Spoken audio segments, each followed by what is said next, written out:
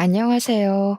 이런 사연은 처음 보내봐서 어떻게 운을 떼어야 할지 고민이 많이 되네요.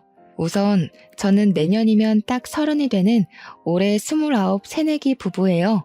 남편은 저보다 2살 연상이고요. 저희는 아직 결혼한 지 1년 조금 넘은 부부니까 신혼이라고 봐도 무방한 새내기 부부 맞겠죠? 우선 제가 이 사연을 보내게 된 가장 큰 이유는 딱 한 명만 꼽기는 힘들 것 같아요. 이렇게 우리의 결혼 생활이 단기간에 끝나게 될 줄은 몰랐거든요. 제 남편은 정말 너무 다정했었어요. 내가 늘 불안증이 있나 싶을 정도로 불안했던 과거의 연애들과는 달리 남편과 있으면 마음이 너무 안정이 되었어요. 하지만 그 다정에 속았던 게 아닌가 싶기도 해요. 왜냐고요? 바로 제 남편이 마마보이였거든요. 말로만 듣던 그 마마보이가 제 남편일 줄은 정말 꿈에도 몰랐습니다. 물론 이제는 전 남편이 된 사람이지만 그래도 남편이라고 칭하며 제 사연을 들려드리도록 할게요. 아마 제가 연애와 결혼이 이렇게 다르다는 걸 진작 알았더라면 결혼을 하지 않았을 거라 다짐했을 텐데 말이죠. 아무튼 제 이야기를 시작해 보도록 할게요. 제가 남편과 처음 만나게 된 거는 아마도 거의 대학교 4학년 졸업 직전쯤이었어요. 솔직하게 남편을 만나기 전까지는 연애에 크게 관심이 없는 편이었어요. 뇌리에 꽂힐 만한 사랑을 해본 적이 없었기 때문에 남자에게도 그다지 관심이 있는 편은 아니었죠. 그런데 어느 날 친구가 허겁지겁 달려와 제발 과 미팅에 좀 같이 나가달라고 부탁하는 거예요. 제가 조금 낯가리는 성격이기도 하고 연애를 꼭 해야만 하나 하는 타입이라 과 미팅이라는 거는 한 번도 나가본 적이 없었거든요. 야, 제발 한 번만 과 미팅에 같이 좀 나가주라. 응? 원래 같이 가기로 했던 친구가 사정이 생겨서 못 온다고 해서 그래. 나 엄청 낯가리는 거 알잖아. 싫어. 가서 어차피 말 한마디도 못 꺼낼 텐데 그럴 거면 왜 가, 내가. 아니야. 너 무언가를 꼭 하지 않아도 돼. 그냥 자리만 채워주라. 짝수가 안 맞아서 그래. 짝수가 안 맞으면 소개팅이 무슨 재미냐고. 다 무산되게 생겼어. 구제해주라. 제발.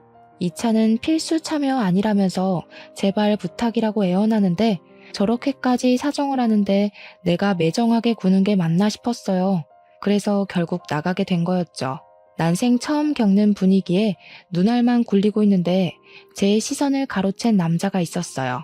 안녕하세요. 이름은 강현준이고요. 올해 25살입니다. 군대에 다녀오느라 복학을 하게 됐어요. 여기에서 제가 나이가 제일 많으려나요? 괜히 머쓱하네요. 잘 부탁드리도록 하겠습니다. 목소리까지 제 심장을 저격하고 말았던 거예요. 바닥만 보면서 떨리는 목소리로 운을 떼자 친구가 떨지 말라며 손을 잡아주더라고요. 소개하는 내내 그 남자의 시선이 느껴져서 더 떨렸던 것 같아요. 차마 눈을 볼 수가 없더라고요. 그렇게 신나게 놀다가 친구의 2차 강요는 없다는 말에 귀가하려는데 그 남자가 다가와서 연락처를 물어보더라고요. 그렇게 저희의 첫 만남이 시작됐던 거예요. 저희는 결혼만큼이나 연애도 빨랐어요. 한 달 정도 연락을 주고받고 연애를 하게 됐고 처음에는 미영씨, 현준씨라고 칭하던 호칭도 자기야 혹은 여보로 바뀔 무렵 청혼을 하더라고요. 연애하는 내내 너무 다정한 모습만 보여주던 남편이었기 때문에 결혼하고 나서 얼마나 더 잘해줄지 그 당시에는 기대만 잔뜩 품었던 것 같아요. 그렇게 저희는 순조롭게 상견례 날짜까지 정하게 됐어요. 남편은 저희 부모님이 혹시나 자기 아버지가 일부러 안 나오신 줄 알고 오해하실까 걱정이 됐는지 아버지는 어릴 때 돌아가셨다고 미리 알려줘서 부모님께도 말씀드렸어요. 저희는 그렇게 상견례를 하게 됐죠. 처음 뵌 시어머니는 저를 너무 예뻐해 주셨고 이래서 남자친구가 이렇게 다정하고 사랑이 많은 건가 하는 생각까지 들 정도였죠. 결혼을 준비할 때 집은 어떻게 해야 하나 고민하는데 시어머니께서 집을 해주시겠다고 하시더군요. 저는 요즘 집값이 하늘을 치솟다 보니 모아놓은 돈으로는 어림도 없어서 걱정이 많았는데 참 다행이다 싶기도 하고 너무 감사한 마음이 들었어요. 다만 조건이 하나 붙었습니다. 바로 카드키가 2개가 나오는데 시어머니께서 하나는 본인을 달라고 요구하시더라고요. 어떻게 해야 할지 고민했지만 남편은 자기가 비밀번호 누르고 들어오면 된다며 그냥 드리자고 하길래 저는 남편의 말을 들을 수밖에 없었어요. 그래서 하나는 제가, 하나는 시어머니가 가지고 있고 남편은 비밀번호를 누르고 들어와야 했죠. 처음 몇 개월은 문제가 될 게 하나도 없이 잘 지나갔었어요. 문제가 터진 거는 결혼 후 한 5개월 정도 지났을 때 그쯤이었어요. 저와 남편은 평소에도 궁합이 좋았지만 속궁합도 꽤 좋은 편이었거든요. 그래서 자주 하고는 했어요. 그러다 보니 저는 외출을 하는 것보다 남편과 보내는 시간을 더 좋아했고 남편 또한 저와 단둘이 보내는 시간들을 너무 좋아했는데 한 달 정도 전부터 친구들과 약속을 잡았던 그날 사건이 터지고 만 거예요. 진짜 나가기 싫다. 여보랑만 있고 싶은데. 그런데 한 달 전부터 잡은 약속이라 오늘은 진짜 어쩔 수 없으니까 자기가 나 하루만 봐주라. 응? 나 진짜 금방 올게. 조금만 기다리고 있어. 걱정하지 마. 나 어디 안 가고 집에서 딱 기다리고 있을게. 너무 보고 싶을 것 같아 벌써부터. 도착하면 연락하고 집에 오기 전에 꼭 연락해야 돼. 혹시라도 취하면 데리러 갈 테니까 말하고. 그렇게 저는 남편과 인사를 나누고 친구들을 만나러 외출을 했죠. 매번 남편과 시간을 보낸다며 친구들이 만나자는 말에도 미안하다는 말로 거절을 몇 번 했더니 친구들이 서운하다고 하는 바람에 잡게 된 약속이었어요. 그 약속에 나오지 않았다면 이 사연을 보낼 일도 없었을까 하는 생각까지 들기도 해요.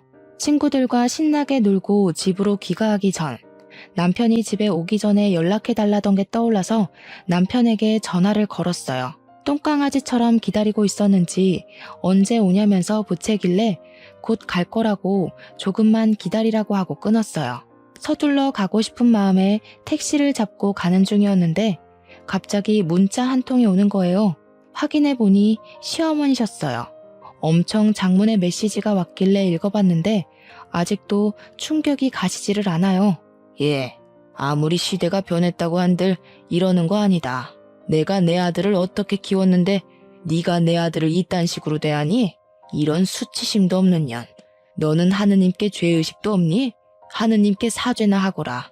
나는 너를 그렇게 좋게 봤건만 네가 그렇게 천박한 년인 줄은 몰랐다. 실망이구나. 저는 메시지를 읽고 머리가 띵했어요. 방금까지 남편에게 귀가한다는 연락까지 하고 기분 좋게 집에 가는 도중에 받은 문자 메시지는 너무 충격적이라 이게 무슨 일인가 싶었죠. 여태껏 남편과 사는 동안 시어머니의 이런 모습은 본 적도 없었어요. 당황스러워서 기사님께 조금만 서둘러서 가달라고 집에 급한 일이 생겼다며 부탁을 드리니 알았다며 속도를 내주시더군요. 얼른 집에 들어가 보니 남편은 옷 하나 걸치지 않은 상태로 울고 있었어요. 무슨 일이냐며 물어보니 남편이 그러더군요. 그게 내가 자기가 곧 귀가한다고 하길래 내가 오늘 너무 이벤트를 해주고 싶어서 자기 놀라게 해주려고 했는데 하필 그때 엄마가 들어오셔가지고 내 모습 보고 가신 것 같아. 우리 엄마 화 많이 난 것 같은데 어떻게 하지 자기야? 아, 나 이런 적 처음이라 어떻게 해야 할지 모르겠어. 그러면서 눈물을 그칠 줄을 모르더라고요. 남편에게 들은 사연은 정말 웃음도 안 나오더라고요. 사연은 이랬습니다.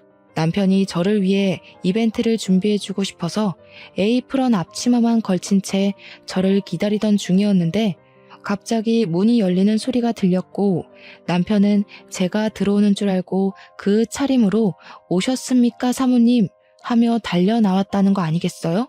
남편은 시어머니랑 눈이 마주쳐서 깜짝 놀라서 방으로 들어갔다가 나왔는데 남편의 차림새를 본 시어머니께서 반찬을 가져다 주려고 오셨다가 화가 잔뜩 나서 반찬만 두고 돌아가셨다는 거였어요. 너무 당황스러웠지만 남편을 달래는 게 급선무 같아 남편을 달래준 후 시어머니에게 전화를 걸어봤어요. 제 입장에서 그런 상륙을 들은 게 당황스러웠지만 시어머니께서도 그런 아들의 모습을 보는 게 많이 당황스러우셨을 거라 어떻게든 이해해보기로 하고 자초지종 설명을 하고 오해를 풀고 싶어 전화를 걸었어요. 그런데 시어머니께서는 단단히 화가 나셨는지 제 전화를 받지 않으시더라고요. 아마 이때부터였던 것 같아요. 시어머니가 저를 미워하기 시작하셨던 게, 제 연락을 전혀 받지 않으시다 보니 남편은 본인이 어떻게든 시어머니 기분을 풀어보겠다며 매일 시어머니 댁으로 퇴근을 했어요. 그렇게 시어머니 댁에 가면 집에는 거의 들어오지 못하고 바로 출근하는 날이 허다했죠. 그래도 보통 신혼집에는 들어오지 않나요? 이해도 안 가고 서운한 마음도 들었지만 시어머니가 저희 엄마라고 생각해도 나는 남편처럼 행동했겠지, 아마 그랬을 거야 하면서 이해해 보려고 노력했어요. 자기 엄마인데 어쩌겠나 싶은 마음으로요. 그런데 몇 달을 그렇게 해도 참았는데 그 강도는 심해지면 심해졌지 줄어들 틈이 보이지를 않았어요. 결국 사건이 하나 터지게 된 거예요. 어떤 영문인지는 몰라도 남편이 휴가를 열흘 정도 얻게 되었다고 하더라고요. 최근 남편이 회사 일 때문에 바쁘기도 했고 시어머니 기분을 풀어드리겠답시고 집에도 잘 들어오지 않아 오래간만에 둘만의 시간을 보내야겠다는 생각이 들었죠. 그래서 태어나서 해외여행을 한 번도 가본 적 없었던 저는 이 기회에 해외여행을 가보자고 남편에게 이야기를 꺼내게 됐어요.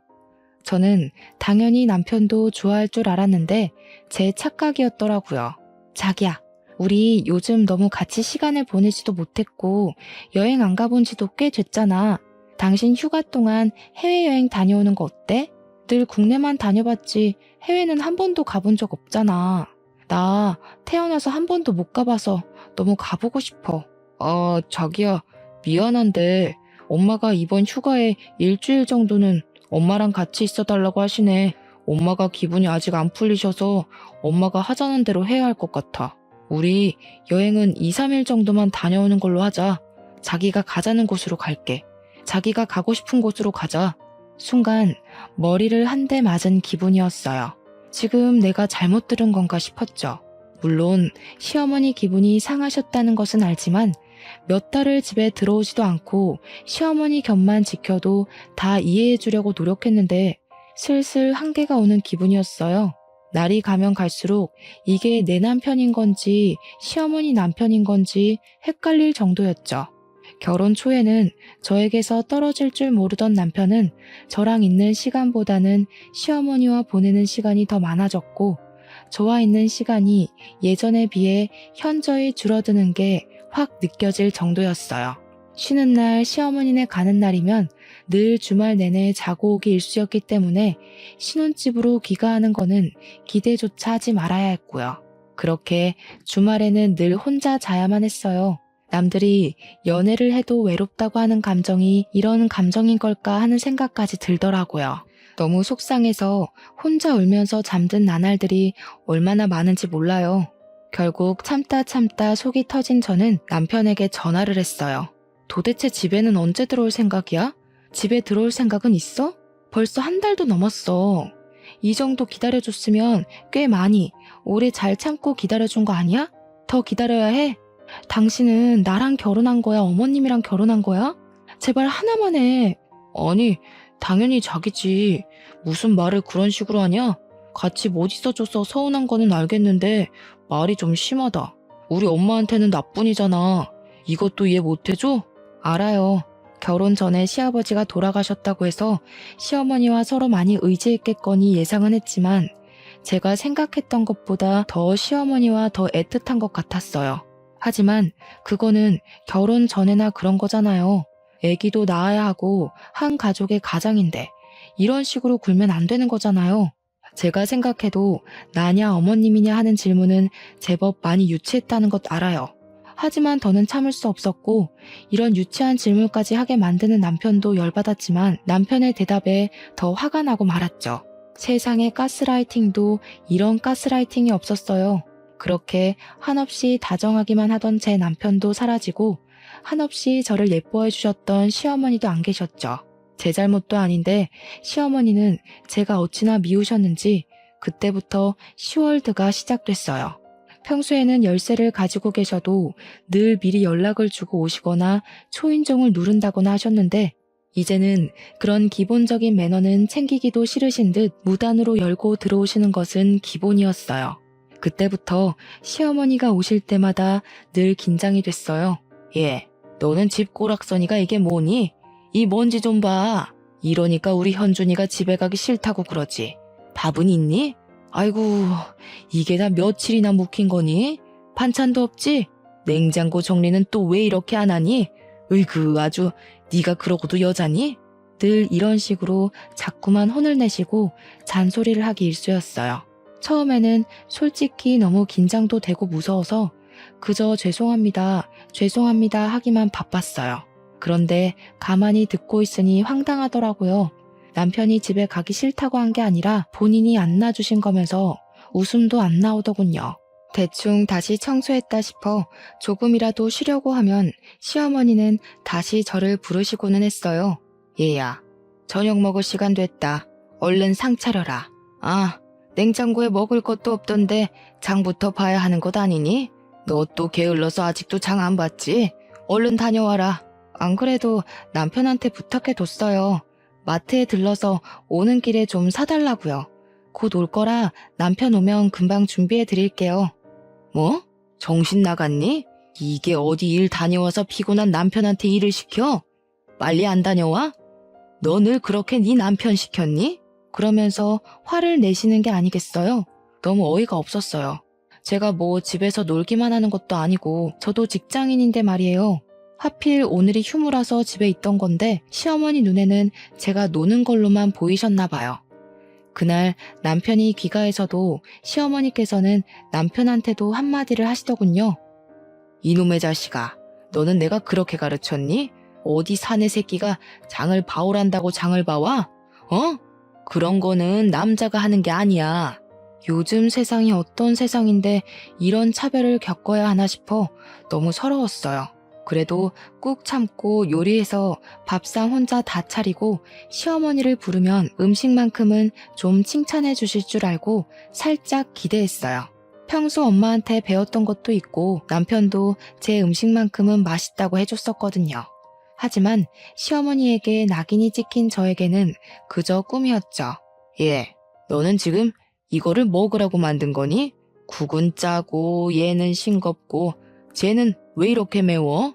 간이 하나도 안 맞네 하나도. 여태껏 이런 거를 만들어서 애 먹이고 살았던 거야? 너는 이거를 말도 안 해주고 뭐 했니? 나는 맛있기만 한데. 진짜 맛있어서 뭐라고 안 한 거야. 괜찮은데 왜 그래? 자기야, 너무 신경 쓰지 마. 나는 진짜 맛있어. 거짓말했던 거 아니야. 얼씨구 꼴값을 떤다. 내가 너를 그렇게 키웠어? 이게 뭐가 맛있다는 거야 도대체? 맛없다고 하면 네 마누라가 난리라도 부리니? 어? 아니면 네 혀가 어떻게 된 거 아니야? 정말이지 서럽다는 말로는 표현이 다 되지가 않을 정도였어요. 이렇게까지 요리 실력으로 비난을 받아본 적은 없어서 어떻게 해야 할지 모르겠더라고요. 그래도 시어머니니 어쩔 수 없이 죄송하다고 하고 밥상을 치워버렸죠. 하지만 그것도 못마땅스러우셨나 봐요. 아니, 지금 시어머니랑 제 남편 밥도 다 안 먹었는데 밥상 치우는 꼬락서니 봐라. 도대체 뭘 배운 거야? 왜 이렇게 버르장머리가 없니? 싸가지하고는. 어떻게 너는 만나도 이런 계집애를 만나니? 엄마, 제발 그만 좀 해. 맛있기만 한데 왜 자꾸 투집이야? 엄마가 맛없다고 뭐라 하니까 치우는 거잖아. 먹을 거야? 안 먹을 거잖아. 먹을 거면 왜 뭐라고 한 건데? 그냥 얌전히 먹으면 좋잖아. 남편 아니었으면 저는 정말 못 버틸 수도 있었겠다 싶었어요. 이 끝도 없는 트집이 그렇게나 밉더라고요. 그래도 이때까지는 남편이 제 편을 들어줘서 어떻게든 버틸 수 있었어요. 하지만 시어머니의 시월드는 여기에서 끝나지 않았죠. 꾸준히 저를 본인의 집에 부르시고는 했어요. 요리를 다시 가르쳐야겠다는 핑계로요. 간이 이게 뭐니? 다시 만들어라. 아니 나이가 몇 살인데 요리를 이렇게까지 못할 수가 있어? 심각하다 정말. 너 같은 애를 시집 보낼 생각을 한 너희 부모님이 대단하시고 좋다고 냉큼 시집 온 너도 대단하다. 저에게 뭐라고 하시는 것까지는 어떻게든 참았지만 부모님 욕에는 너무 서러워서 눈물이 다 나왔어요. 시어머니께서는 내가 뭐라고 했다고 우냐면서 뭐라 하셨지만 한 번 흐르는 눈물은 멈출 줄을 몰랐죠. 어머니, 저도 잘하고 싶어요. 그래도 나름 엄마한테 요리도 배워서 왔고 친구들도 다들 요리 잘한다고 해줬었고 남편도 맛있기만 하다고 하는데 괜히 너무 트집을 잡는 거 아니세요? 그렇게 펑펑 울자 시어머니는 당황해서는 아무 말도 못 하시더라고요. 하지만 그게 다일 줄 알았던 거는 제 착각이었고 시어머니는 저에게 청소까지 시키셨어요. 너 이 집 청소 상태가 말이 아니더라. 어디 청소해봐라. 도대체 어떤 식으로 청소를 하길래 집안 꼬락서니가 그 모양 그 꼬락서니인지 내가 직접 봐야겠다. 그러면서 제가 청소를 할 때마다 하나씩 다 트집을 잡기 시작하셨어요. 그래도 여기까지는 약과였다고 생각해요. 그나마 집에 돌아오면 남편이 고생했다며 어깨도 주물러주고 위로해줘서 많이 버틸 수 있었거든요. 하지만 남편이 조금씩 변하고 있는 게 느껴졌어요. 저와 단둘이 상의해야 할 일이 생겨도 늘 저에게는 말도 없이 시어머니와 상의하고 결정을 이미 내린 후 저에게는 마치 통보하듯이 알리는 거는 기본이었고 매번 시어머니에게 용돈을 드리길래 저도 친정에 용돈 좀 드리고 싶다고 말이라도 꺼내면 바로 시어머니에게 전화를 하더라고요. 엄마, 우리 자기가 장모님께 용돈 좀 드리고 싶다는데 드려도 될까? 그냥 엄마한테 주는 만큼만 드려도 되잖아. 우리 자기도 효도하고 싶은 것 같은데 허락해 줄 거야? 이런 식으로 물어보더라고요. 본인은 나한테 물어보지도 않고 시어머니에게 용돈을 드린 거면서 제 친정에 용돈 드리고 싶다니까 왜 시어머니에게 그거를 물어보고 있느냐고요. 당연히 시어머니는 안 된다고 하셨죠. 그날은 남편과 정말 대판 싸운 것 같아요. 너는 도대체 누구 편이냐면서요. 진짜 문제가 터진 거는 명절이었어요. 결혼하고 처음 맞이하는 명절에 저도 오랜만에 부모님을 뵐 생각에 잔뜩 들떠 있었는데요. 시댁에 먼저 가서 인사를 드리는데 시어머니께서는 피곤하다는 것을 이유로 저에게 일을 다 떠맡기고는 누워서 쉬고만 계셨어요. 물론 일도 저 혼자 다 해야만 했고요. 그래도 이것만 다 해놓으면 엄마를 보러 갈 수 있다는 생각으로 조금만 참자, 조금만 버티자, 이것만 하고 집에 가자 하며 연보를 외우듯이 속으로 중얼거리면서 했죠. 더 서운했던 거는 남편이었어요. 평소라면 제 편에서 같이 도와줬을 남편이 시어머니 눈치를 보느라 시어머니 옆에서 누워만 있더라고요. 그래도 어떻게든 다 끝내고 나서야 드디어 친정에 갈 수 있다는 생각에 안도의 한숨을 내쉬었습니다. 어머니, 저 이제 친정에도 인사를 좀 드리러 다녀오고 싶은데요. 슬슬 일어나 봐도 될까요? 친정 부모님 뵌 지도 오래됐고 해서 좀 뵈러 가고 싶어요. 요즘 바빠서 통 못 배웠거든요. 네가 드디어 정신 나갔구나. 어디 결혼한 여자가 시댁을 버리고 친정에 갈 생각을 해. 나 때에는 그런 거는 상상도 못했다. 허튼 수작 부리지 말고 얌전히 설거지까지 다 해놓고 가라. 하지만 물거품이 되었죠. 시어머니는 저를 놓아줄 생각이 없으시더라고요. 하라는 것도 다 했는데 이렇게까지 억지로 안 놓아주실 줄은 몰랐던 거예요. 그래서 남편에게 가서 말했죠. 오늘 친정에 간다고 부모님한테 다 말씀을 드려놔서 부모님도 잔뜩 기대하고 계시는데 어떡해. 어머니가 허락을 안 해주시잖아. 자기가 잘 말씀 좀 드려봐, 응? 요즘 내가 자기 편만 든다고 엄마도 잔뜩 삐치고 화나셔서 내 말을 안 들으셔. 진짜 미안해. 어쩔 수가 없겠다. 그냥 내년에 꼭 가겠다고 말씀드리고 내년에 더 맛있는 것도 사드리고 그러자. 남편에게도 너무 실망스러웠어요. 남편만큼은 제 편이라고 생각해서 여태 시어머니가 아무리 갈구셔도 다 참고 넘어갈 수 있었던 건데 남편마저 저에게 등을 돌린 것만 같은 기분이 들더라고요. 배신감도 드는 것 같았어요. 여태껏 우리 친정에는 신경 한 번도 안 써주고 저는 시댁에만 용돈을 드리고 해도 다 이해하고 넘어가줬는데 이게 뭔가 싶었어요. 당신 진짜 많이 변한 거 알아? 혹시 사랑도 식었니? 나랑 이혼하고 싶어서 그래? 나는 그래도 당신이 내 편이라고 생각해서 믿고 버틴 건데 오늘은 조금 많이 실망스럽다. 그러고는 울면서 밖으로 뛰쳐나왔어요. 남편이 꾸준히 전화를 걸었지만 일부러 받지도 않았어요. 그리고 바로 친정으로 가서 부모님께 하소연을 했죠. 부모님께서는 단단히 화가 나셔서는 당장 이혼하라고 네가 뭐가 아쉬워서 그런 취급을 당하면서 버티고 있었냐고 하시더라고요. 남편 하나 보면서 버텼지만 이제 내 편도 아닌 남편 때문에 더는 버틸 이유가 없겠다 싶어지니 친정 부모님 말씀에 저도 모르게 수긍을 하게 됐어요.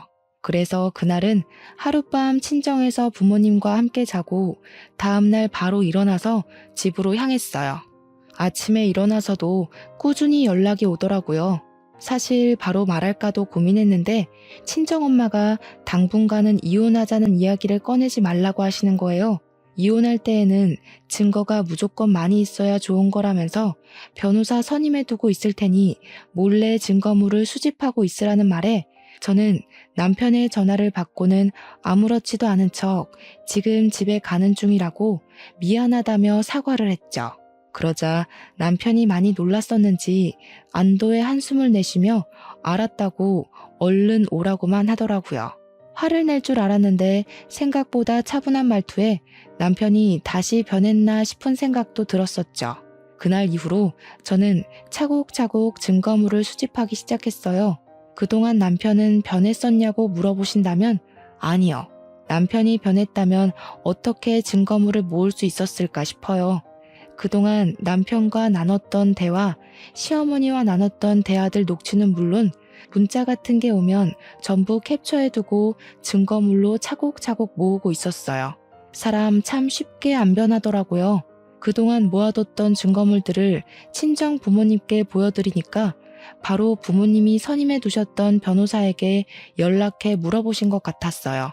이 정도면 충분할 것 같다는 말이 떨어지던 날 더 지체할 것도 없다는 생각이 들어 남편에게 바로 이혼하자고 말해야겠다 다짐했어요. 그날 저녁에는 또 시어머니네 갈 것 같던 남편이 웬일인지 바로 집에 들어왔더라고요. 지금이 아니면 기회가 없겠다 싶어 남편에게 이야기 좀 하자며 자리에 앉혔습니다. 우리 이혼하자. 나 고민 많이 해보고 이야기하는 거야. 절대 쉽게 꺼내는 말 아니야. 그리고 미리 말하지만 나는 갑자기도 아니야. 정말 많이 참았고 정말 오래 기다렸고 너무 많이 지쳤어. 그게 무슨 소리야. 너무 갑작스럽잖아. 내가 요즘 집에 못 들어와서 그래? 하지만 그거는 당신도 알잖아. 엄마 기분이 너무 안 좋아서 어쩔 수 없었다는 거. 내가 앞으로 잘할게. 엄마한테 더는 부르지 말라고 이야기해둘게. 제발 다시 생각해봐. 응? 아니, 그렇게 말하지 마. 나 이미 당신이랑 이혼하겠다고 마음 굳게 먹었고 가볍게 물을 생각으로 꺼낸 말 아니거든? 나는 곧 죽어도 당신 같은 마마보이랑은 못 살겠어. 당신이 이렇게까지 마마보이인 줄 알았으면 나는 당신이랑 결혼 안 했을 거야. 남편이 시어머니만 감싸고 도는 탓에 저에게 사랑이 식은 것만 같던 남편은 제가 이혼하자는 말에 그저 울면서 붙잡았습니다. 하지만 지칠 만큼 지쳤고 질릴 만큼 질린 저는 그의 말에도 전혀 흔들리지가 않았어요. 말을 꺼내기 전까지만 해도 이 사람이 붙잡으면 어쩌지? 붙잡으면 흔들릴 것 같은데 그러면 그때는 어떻게 해야 하는 거지 하는 고민들을 하고는 했었는데 쓸모없는 고민이었더라고요. 그리고 바로 짐을 싸고 친정으로 돌아갔죠. 돌아가니 변호사가 와서 부모님과 대화 중이더라고요. 저 결과 좋을 수 있겠죠? 진짜 이 사람이랑 더는 못 살겠어요. 완전 사기 결혼 수준이잖아요. 꼭 이 사람 후회하게 만들고 싶어요. 걱정하지 마세요. 증거물들 보니 아주 꼼꼼하게 잘 모으셨더라고요. 그 정도면 무조건 승산이 있습니다. 뼈저리게 후회하게 될 거예요. 고생 많으셨어요, 그동안.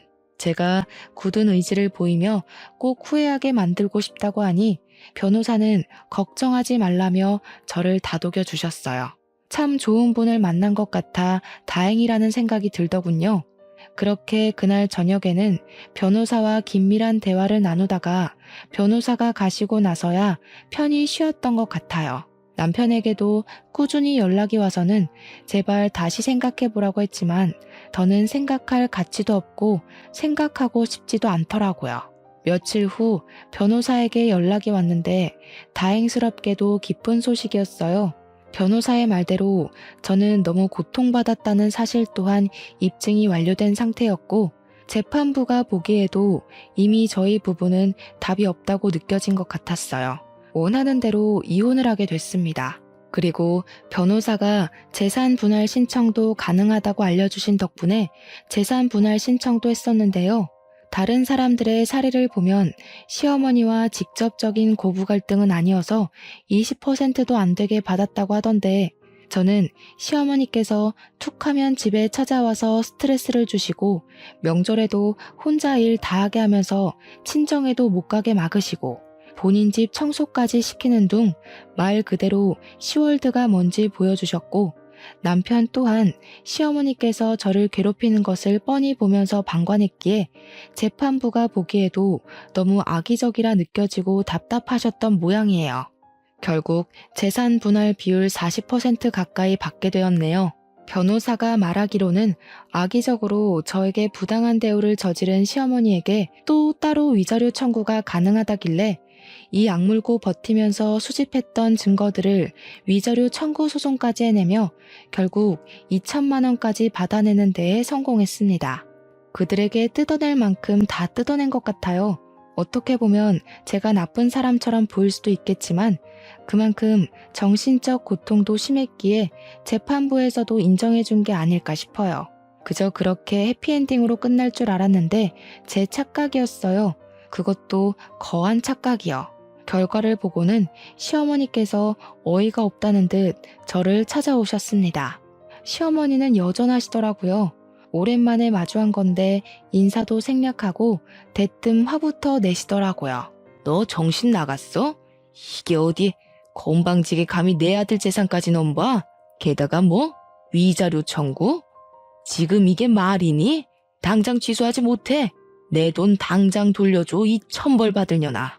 오자마자 윽박을 지르시는데 마지막까지도 남편은 오지도 않고 시어머니가 혼자 오셨더라고요. 이 인간은 아직도 자기가 초등학생인 줄 아는 건지 너무 정이 떨어졌습니다. 결국 최대한 예의를 차리려고 노력했지만 다시는 보고 싶지 않은 마음에 예의고 뭐고 할 말은 해야겠다 싶더라고요. 어머님, 저 참을 만큼 참았어요. 어머님이 오해하셨던 그 상황도 제가 시킨 게 아니라 현준 씨가 이벤트를 해주겠다고 말도 없이 했던 일인데 왜 저한테 그러세요? 이게 어디 따박따박 말대꾸니? 누가 먼저 시작을 했든 그게 무슨 상관이야. 우리 애가 그딴 취향일 리가 없어. 다 사악한 네가 우리 애를 잘못 물들인 거지. 알겠니? 이 사탄 같은 계집애. 최대한 예의를 지키고 대우를 해드리려고 했는데 어머님은 정말 안 되겠네요. 지금 이러시는 것까지 증거물로 보내서 재산 더 뜯기고 싶으세요? 아마 저에게 되게 유리한 싸움이 될 것 같은데 원하신다면 어디 한번 해보세요. 더는 참고 있을 생각 추호도 없으니까요. 시어머니께서는 제 말에 할 말을 잃으셨는지 그저 건방진 것, 어떻게 저런 게 우리 집에 시집을 왔는지 모르겠다며 투덜거리시더군요. 그러더니 남편에게 전화를 걸어 빨리 여기 와보라고 이 계집애가 나한테 어떻게 굴고 있는지 아냐면서 소리를 지르시는데 무슨 시트콤이라도 찍는 줄 알았습니다. 도대체 제가 뭘 그렇게 잘못했냐고요.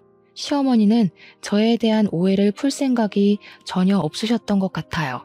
저만 어떻게든 오해를 풀려고 노력했던 거였죠. 그리고 어머니, 착각하지 마세요.